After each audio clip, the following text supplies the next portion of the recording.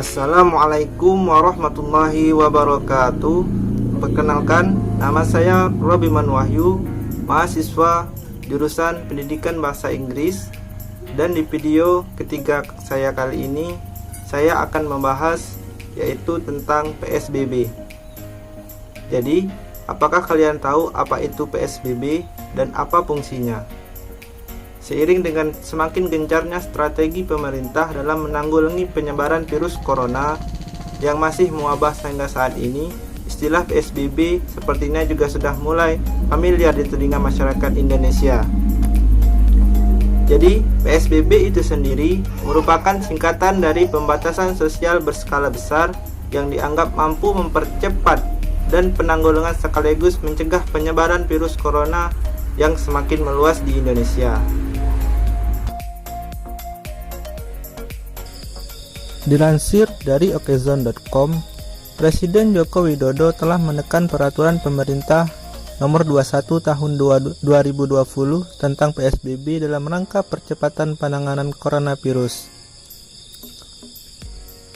Saya telah memutuskan dalam rapat kabinet bahwa opsi yang kita pilih adalah pembatasan sosial berskala besar atau PSBB. Nah, jadi apa itu PSBB? Berdasarkan PP nomor 21 tahun 2020 pasal 1 dijelaskan bahwa pembatasan sosial berskala besar merupakan pembatasan kegiatan tertentu dalam suatu wilayah yang diduga terinfeksi corona. PSBB itu sendiri merupakan salah satu strategi pemerintah dalam mencegah kemungkinan penyebaran virus corona, yang mana juga telah tertuang di dalam aturan PMK nomor 9 tahun 2020. Nah, yang selanjutnya, apa saja yang dibatasi dalam PSBB tersebut? Sebenarnya, PSBB berbeda dengan himbauan social distancing. PSBB dapat dikatakan menerapkan peraturan yang jauh lebih ketat untuk masyarakatnya. Bagi yang belum tahu, terdapat beberapa hal yang dibatasi selama PSBB. Di antaranya adalah: yang pertama adalah aktivitas di sekolah dan di tempat kerja.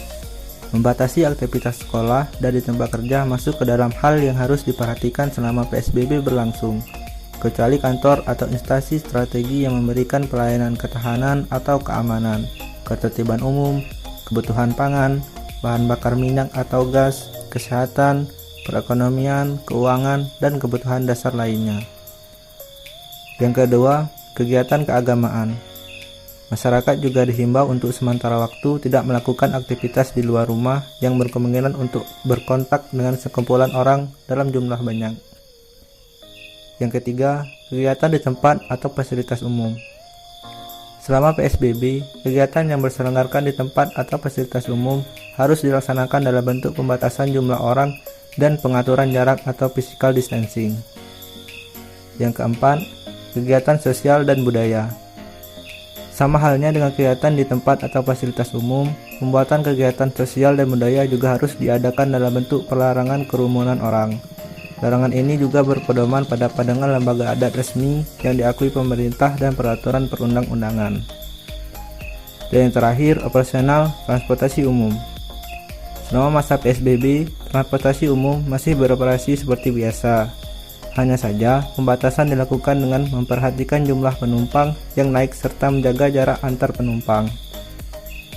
Nah, jadi fungsi PSBB itu sendiri yaitu diharapkan dapat mencegah terjadinya perkumpulan orang, baik dalam jumlah kecil hingga jumlah besar, dan menekan penyebaran virus corona itu sendiri di kalangan masyarakat. Dengan adanya PSBB, diharapkan hal ini mampu melindungi orang-orang dari penularan virus corona hingga kasus terakhir. Namun tentu saja tidak ada kebijakan yang berhasil tanpa adanya kerjasama dari masyarakat itu sendiri. Maka dari itu, diharapkan bahwa dengan diberlakukannya PSBB, masyarakat juga turut berkontribusi dan menaati pemerintah agar penyebaran coronavirus ini bisa berhenti. Jadi, sekarang kamu sudah tahu kan apa itu PSBB dan apa fungsinya.